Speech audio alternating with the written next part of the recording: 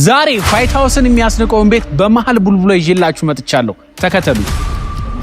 250 ካሬ ላይ ያረፈ ሲሆን ከ4 በላይ መኪናዎችን ማቆም የሚችል ጽድት ያለ ሰፊ ግሪን ኤሪያ ጋርደን ያለው ነው። እዚህ ጋርደኑ ጋር 3000 ሊትር ታንከር ሲኖረው እንዲሁም የቤቱ ላይኛው ፎቅ ላይ ደግሞ 3000 ሊትር ታንከር አለው። ቤቱ ምን እንደሚመስል ናላሳይ። በጣም ጽድት ያለ ሳሎን አለው። እንዲሁም አቅመ ደካማ ሰው መጥቶብኛል ብለህ አትሳቀቅም። እዚሁ ግራውንድ ፍሎር ላይ የመጀመሪያው መኝታ ታገኛለህ። በጣም ጥራቱን የጠበቀ ጽድት ያለው ኪችን ሲሆን እዚህ ጋር ስትመጡ የዚህን ቤት ትራዲሽናል ኪችን የምታገኙት ይሆናል። እንዲሁም እዚህ ጋር የሰራተኛና የጥበቃ ሩም የተሟላለት። አሁን ደግሞ ፈርስት ፍሎር ላይ ወተን ያሉት መኝታ ቤቶች የምናየው ይሆናል። ተከተሉ። ከማስተር ቤድሩም መጀመሪያ ይህ የምታዩት የልጆች መኝታ ሲሆን የራሳቸው የሆነ ጽድት ያለ ሰፊ የሆነ ባልከኒም አለው። ይሄ እንደነገርኳችሁ ማስተር ቤድሩም ነው። እሱን ግን በኋላ ነው ማሳያችሁ። ይሄም ሁለተኛው የልጆች መኝታ ሲሆን ይሄም የራሱ የሆነ ቁም ሳጥን እንዲሁም ሻወር፣ ሽንት ቤት አለው።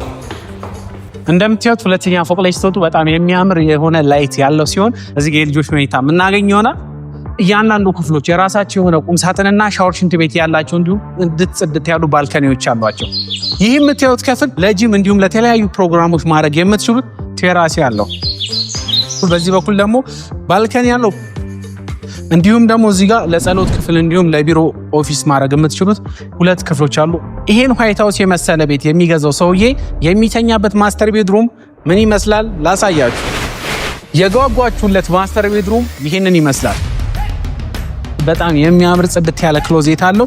እንዲሁም እዚህ ጋር ደግሞ ለሚስቶች የሚሆን በጣም ጽድት ያለ ድሬሲንግ አለው። የማስተር ቤድሩም ሻወር፣ ሽንት ቤት